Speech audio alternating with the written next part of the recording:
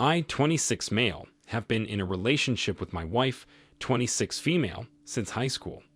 We were married for 5 years before I was scheduled to leave for Army training camp. It would last 10 weeks, which was the longest we'd ever been apart since meeting. She was sure it would be fine, but when the day of departure came, she started to lose it.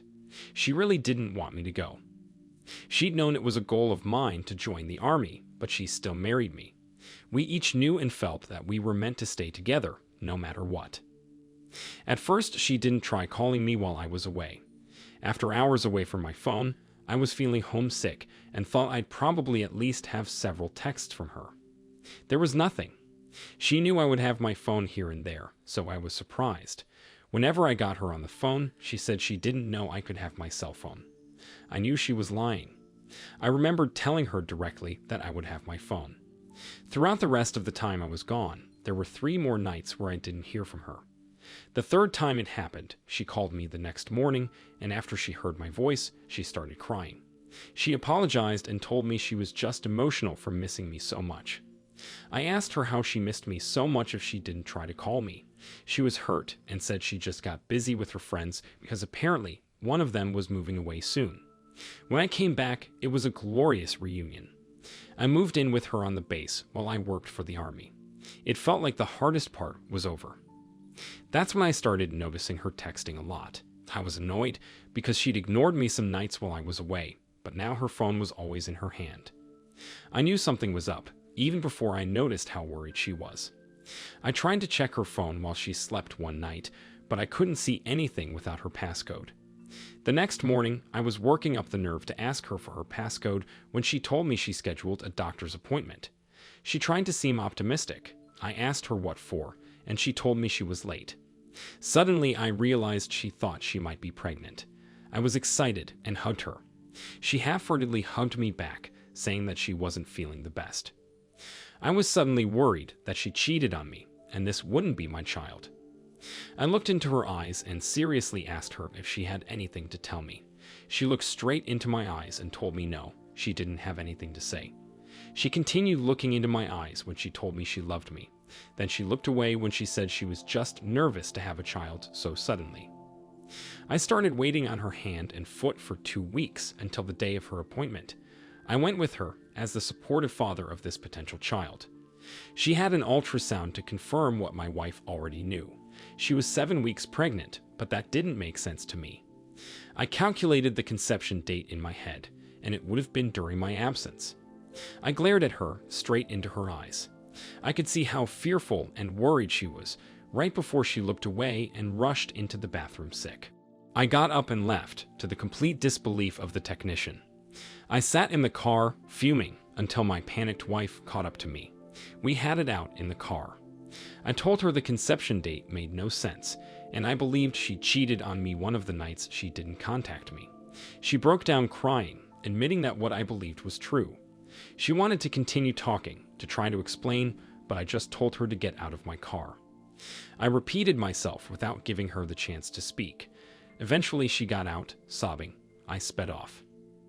She wasn't the woman I thought I knew. Since high school, our entire intimate relationship was worth less to her than some man she slept with while I was gone. She got a ride from her mom back to our house. She banged on the door like it was my fault her daughter was left in the hospital parking lot. I spoke to her through the Ring doorbell, telling her I would have nothing to do with her or her cheating daughter. She was only offended and asked how I knew I wasn't the father of her child.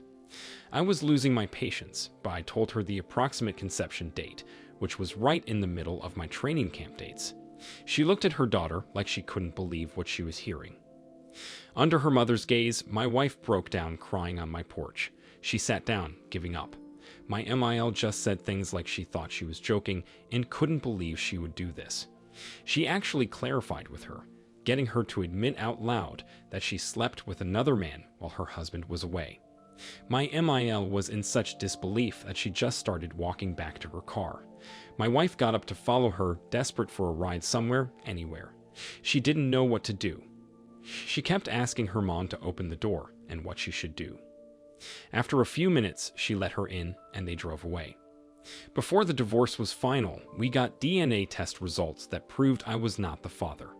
I found it pointless to ask her any more questions about why she did what she did. I wanted nothing to do with her. I only wanted to move on and live my life. I started hoping to find a noble woman, someone I could be proud to call my wife, and I found her years later, after I served in the army. I'm proud to say that my wife is not vain, despite the fact that she's the most beautiful woman I have ever seen.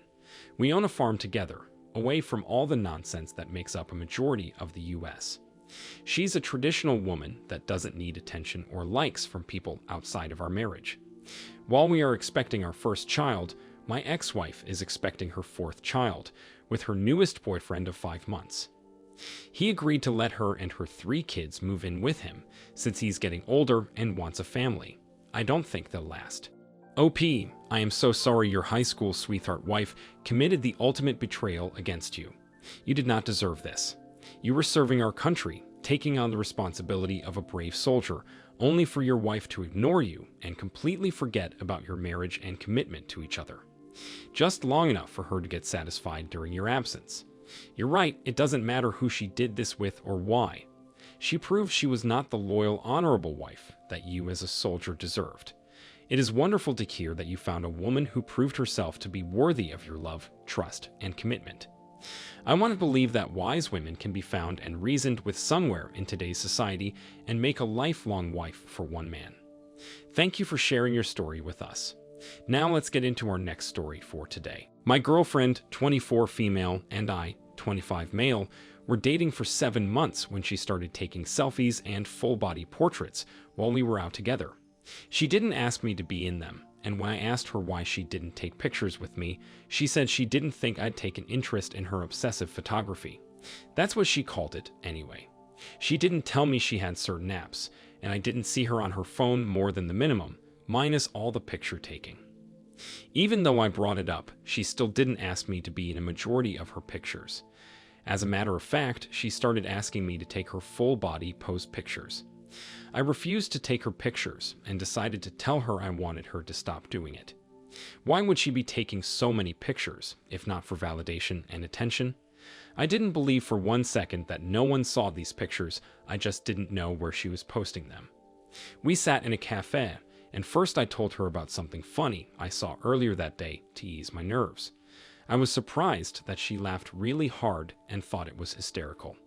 A few seconds later, she got serious and told me she thought it was time for her to say how she really felt about me. Then she said she loved me. She dropped the L word. I was taken aback, but instead of telling her I loved her too, I told her I wanted to talk about why and how often she posted photos of herself online. She was suddenly very deflated and said she hoped I wasn't going to ask her to stop, because that's what her exes always did. I asked her if she knew why she wanted to do it so much, and she said it was because it was like a journal of where she was and what she looked like throughout her life. She said it helped her to grow as a person, to reflect and think about where she was in life and where she was headed. I was about to tell her she could do the same thing with a paper journal, but then she surprised me. She said she would add me to her online accounts and give me her passcode. She said she would stop posting pictures of herself unless it was just her face with me in it. I thought this compromise was more than fair and actually proved to me that she cared what I had to say and how I felt about her vanity. So our relationship felt like one worth keeping, and I did check her phone occasionally using the passcode she gave me. There was never anything bad on her phone. We got married shortly after. As soon as we moved in together, there were problems. She was extremely insistent about every little detail of our home. I eventually learned to stay out of certain things, but it got to the point where I didn't really want to talk to her about anything because I knew she might blow a fuse. One day she'd tell me she wanted me to be more involved in what she was up to, and the next day I'd try to give her my opinion or ask her questions about her activities, and she'd look at me like I'd just lost the game. I was growing more confused and frustrated by the day until I decided to talk to her about things. Just like before, as soon as I was ready to say something, she told me she heard about my family reunion coming up and how she couldn't wait to go with me and see everyone.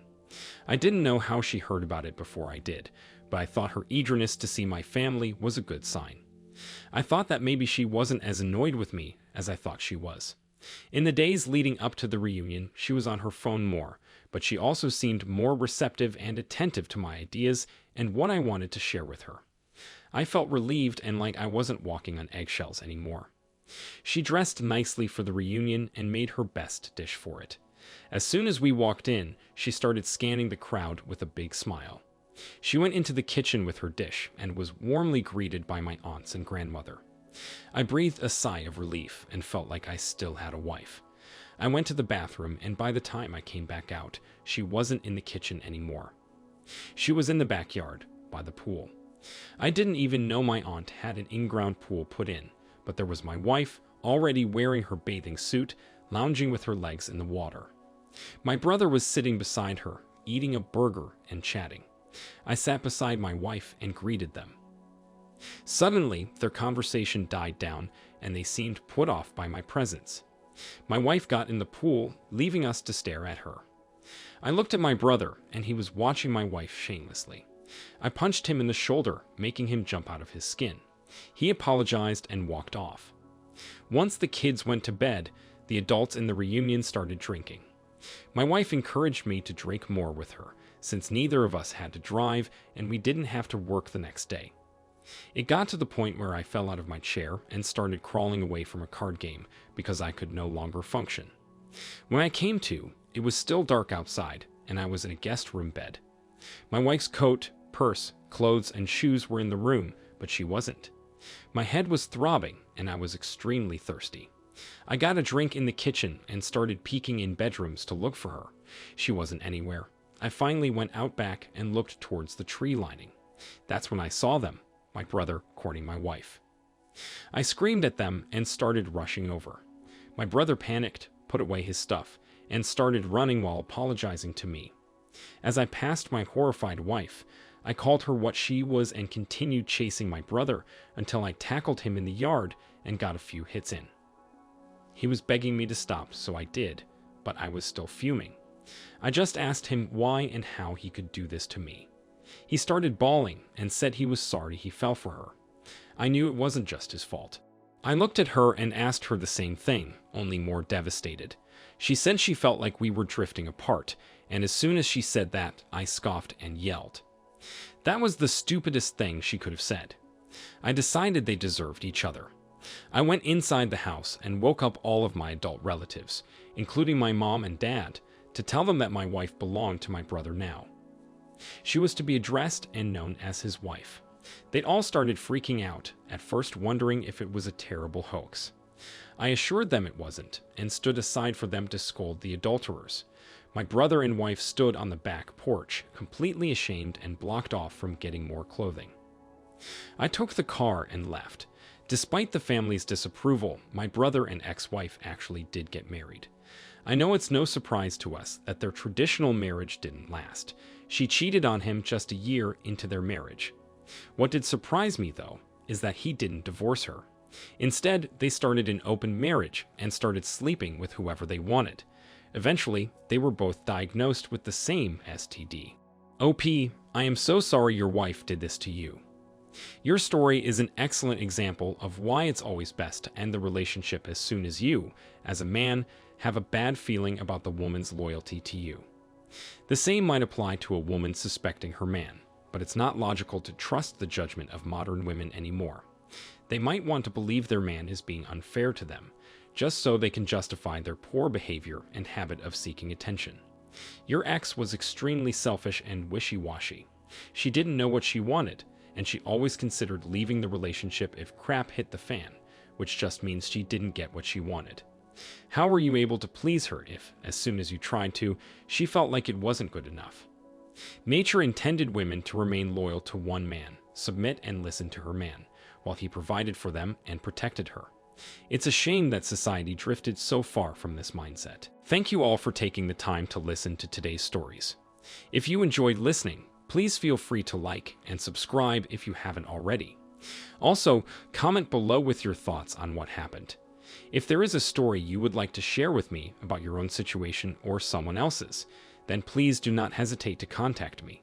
Take care.